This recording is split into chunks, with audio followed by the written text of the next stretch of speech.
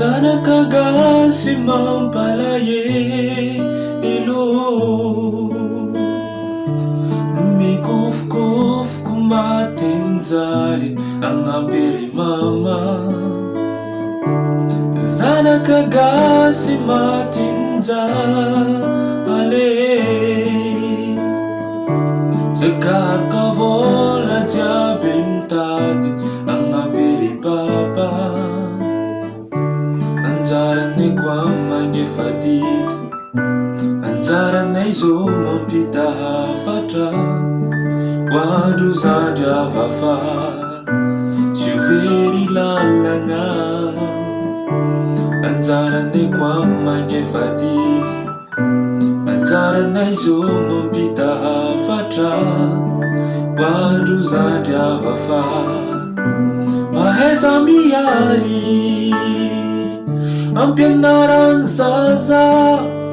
Bahezan tsara mandinikin wavine Ampianaran zaza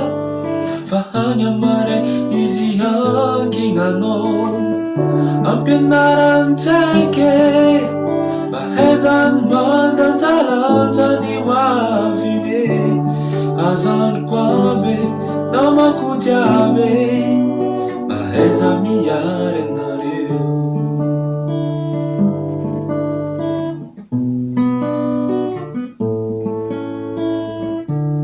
Sorang amidi kano zanga are Namarni raj fanao tsinangari Nang amidi tsara Sorang aku anariu remadin Ine Natumbuzana kana tafika Andip sifara Anjaran ni kwamanye fadik Anjaran na izumapita fatra Wadu zada vafar Chuveri lalanga Anjaran ni kwamanye fadik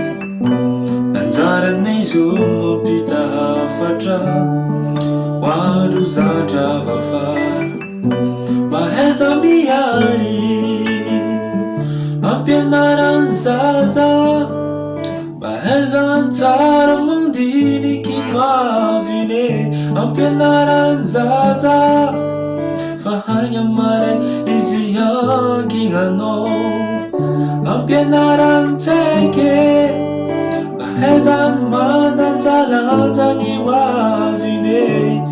Azan kwabe namanko jiabe